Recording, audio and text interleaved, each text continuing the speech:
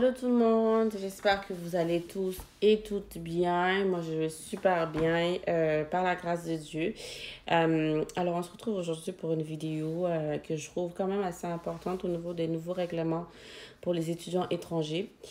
Pourquoi je l'ai fait? Ça fait quand même un mois, presque, ça va faire un mois le 19 décembre que ces informations ont été mises à jour sur le site du gouvernement, mais j'en parle aujourd'hui parce que j'ai reçu de courriels des personnes qui me posent encore la question là-dessus. Fait que je suppose que certains d'entre vous n'êtes pas au courant de cette information-là.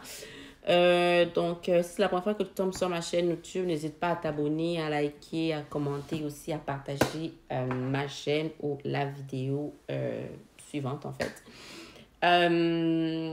Fait que voilà, donc moi je vais parler de tout ce qui touche le permis d'études et le nombre d'heures de travail permis par les étudiants, permis par le gouvernement aux étudiants étrangers. Donc sans plus tarder, on va commencer la vidéo.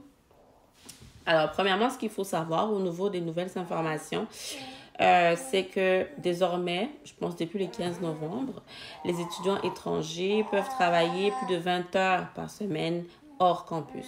Donc, je sais que dans le temps, c'était maximum 20 heures par semaine, mais c'est rendu 24 heures par semaine hors campus. Donc, ce qui va vous permettre de pouvoir travailler plus de 20 heures. Mais aussi, je tiens à préciser que c'est important que vous respectez le nombre d'heures de travail, ok? Pourquoi? Parce que l'immigration devient très pointilleux sur certains points et ne pas les respecter, c'est vraiment vous mettre dans des soucis très graves. Vous savez que vous avez le droit de travailler temps plein en été parce que ce n'est pas considéré comme des sessions obligatoires d'études, mais en hiver et à l'automne, c'est obligé que vous travaillez maximum 24 heures maintenant par semaine, s'il vous plaît. Ils disent que cette mesure remplace celle qui avait été mise en place en avril 2024, qui disait que vous travaillez 20 heures par semaine, mais c'est rendu à 24 heures. OK. Maintenant, au niveau du permis d'études, alors, ils disent ici que les étudiants étrangers ne pourront plus juste informer l'immigration pour dire que je change d'établissement. Maintenant, il faut changer le permis d'études. Donc, à chaque fois que vous changez l'établissement d'enseignement désigné, il faut que vous ayez un nouveau permis d'études.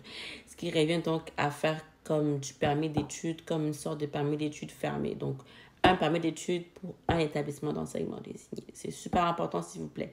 Ne pensez toujours pas que j'ai juste à informer l'immigration, ça n'existait plus. Il faut refaire une nouvelle démarche, donc au complet.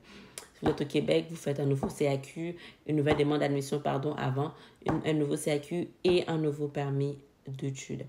Alors, ils disent aussi que les étudiants étrangers qui ne respectent pas les conditions de séjour prévues par le permis d'études, notamment ceux qui sont radiés de leur établissement d'enseignement, pourront faire l'objet d'une enquête. C'est important. Alors, il s'ajoute aussi que les établissements d'enseignement désignés vont être tenus de contrôles très, très rigoureux et très régulièrement sur la conformité des étudiants étrangers, en principe, qui sont inscrits à un des programmes qu'ils offrent dans leurs établissements d'enseignement. OK, ils disent aussi que IRCC se doit de protéger les étudiants étrangers et de lutter contre la fraude au programme des étudiants étrangers. Parce que si vous vous rappelez, il y a quand même une déportation de plusieurs étudiants étrangers indiens qui ont été chassés du territoire parce qu'ils avaient des faux documents. Donc, c'est super important d'avoir des documents, originaux, puis qui proviennent de l'immigration. OK? Il ne faut pas avoir de documents qui proviennent de monsieur, madame X parce qu'il y a beaucoup de personnes qui commencent à falsifier des logos d'immigration. Il faut faire attention. Il faut vraiment que quand on vous donne une offre, une lettre d'admission qui provienne directement de l'école et si on vous donne un permis d'études qui provient du portail de l'immigration, de IRCC, vous devez avoir une clé IRCC. Si ça provient de monsieur, madame XY, ce n'est pas normal. Ce n'est pas valide, ce n'est pas legit.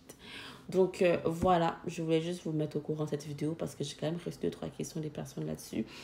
Puis, je me suis rendu compte que ces personnes n'étaient pas au courant de cette loi. Donc, d'ici là, portez-vous bien et que les Seigneurs de Tout-Puissant vous bénissent. À la prochaine.